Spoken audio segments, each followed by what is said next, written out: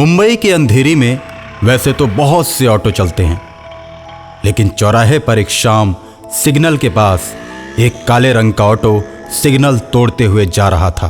Traffic police का एक सिपाही उसका पीछा करने लगता है। कुछ दूर जाने के बाद ऑटो एक सुनसान रोड पर मुड़ जाता है। ट्रैफिक पुलिस का सिपाही उसका पीछा नहीं छोड़ता और एक वीराने में ऑटो ड्राइवर ट्रैफिक पुलिस से तंग होकर अपना ऑटो रोक लेता है।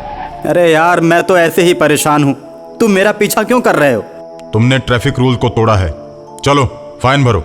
एक तो सुबह से मुझे कोई सवारी नहीं मिली और ऊपर से तुम मेरा दिमाग खराब कर रहे हो। मैं तो ये सोच रहा हूँ कि अपने ऑटो में तेल कैसे डलवाऊं। अभी तुम्हारे ऑटो को थाने लेकर चलता हूँ, उसके बाद तुम्हारे पास पैसे भी हो जाएंगे। चलो थाने।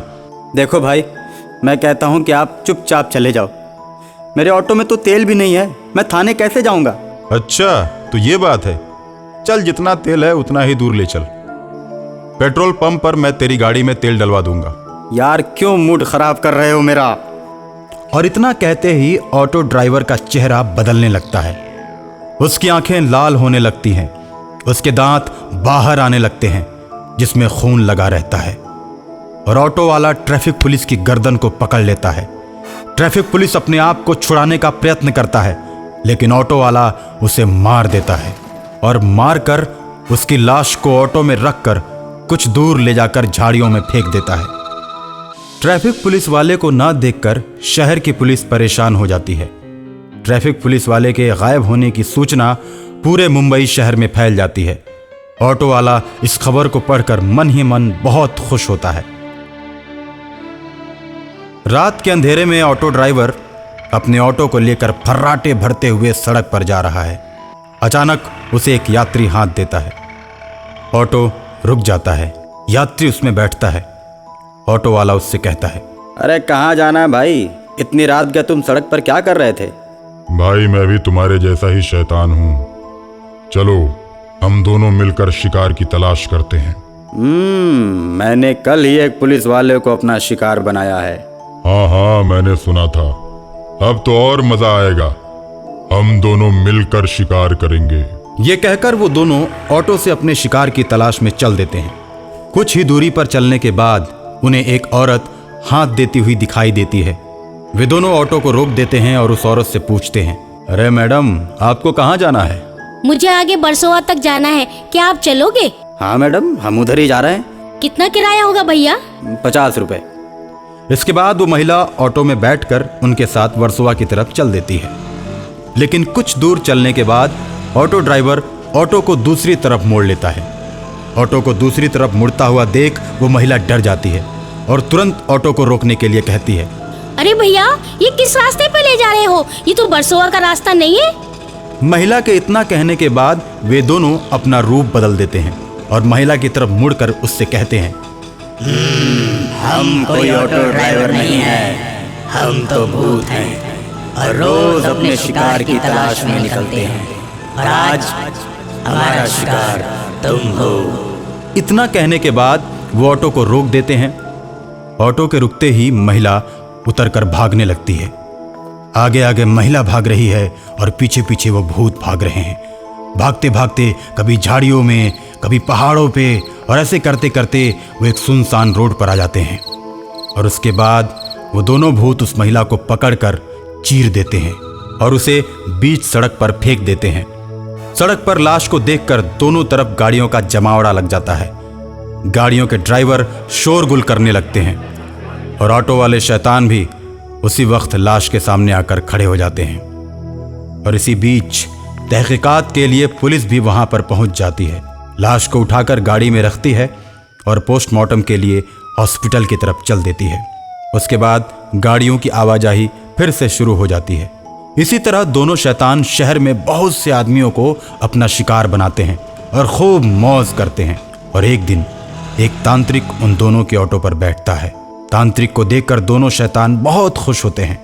कहाँ जाना है बाबा जी? हमको वर्सोवा जाना है। तांत्रिक बाबा, हमारा ऑटो तो आदमी को सीधे ऊपर ले जाता है। तुम कुछ ही देर में ऊपर चले जाओगे, सदा सदा के लिए। तुम्हारी आत्मा तुम्हारे शरीर से मुक्त हो जाएगी हम लोग इंसानों की आत्माओं को उनके शरीर से मुक्त करने के लिए इस शहर में विचरण कर रहे हैं। हमने भी बहुत से शैतानों को अपने बस में कर रखा है। मुझे तुम लोगों के बारे में पता चल गया था, इसीलिए सोचा मैंने कि तुम दोनों को मैं अपना गुलाम बनाऊंगा। ओए तांत्रिक बाबा, ये भूल कर भी करने की कोशिश मत करना। हम दोनों आजाद घूमने वाले शैतान हैं। खुले रोड पर इंसानों की भीड़ में घूमते हैं। हमें आज तक कोई भी पकड़ नहीं पाया। जब तुम जान गए हो तो तुमको मरना ही पड़ेगा बाबा जी। एक शैतान बाबा की गर्दन को पकड़ लेता है और दूसरा शैतान ऑटो को चलाता रहता है। बाबा की आंखें बाहर को निकल आती हैं और मुंह खुला का खुला ही रह जाता है। शैतान तांत्रिक बाबा को मार देता है और गाना गाता है, बाबा लाएंगे क्रांति टंग डंग डंग डंग डंग, बाबा लाएंगे क्रांति टंग डंग डंग डंग डंग। ये लो, ये भी मर गया। हमको कैद करने चला था। तांत्रिक को ऑटो में लेकर दोनों चलते चले जा रहे हैं।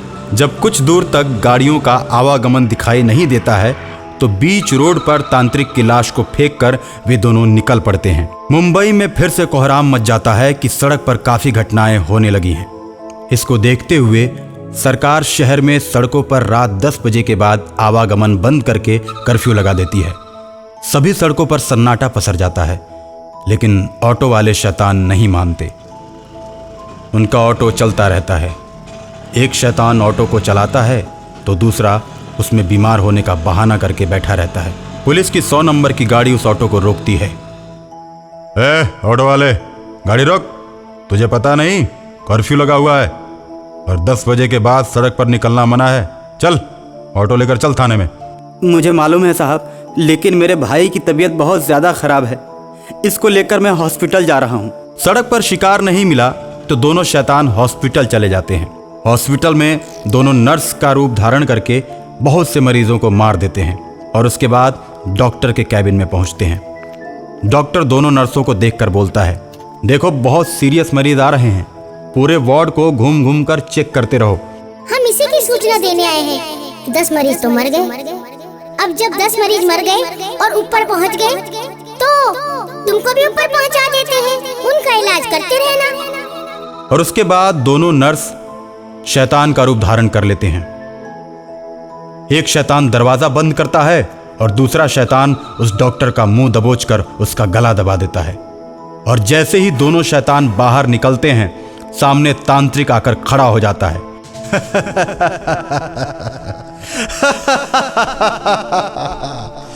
तुम्हें क्या लगा कि मैं मर गया?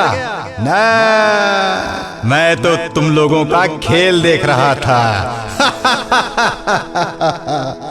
इतना कहकर तांत्रिक अपने त्रिशूल से दोनों को मार देता है।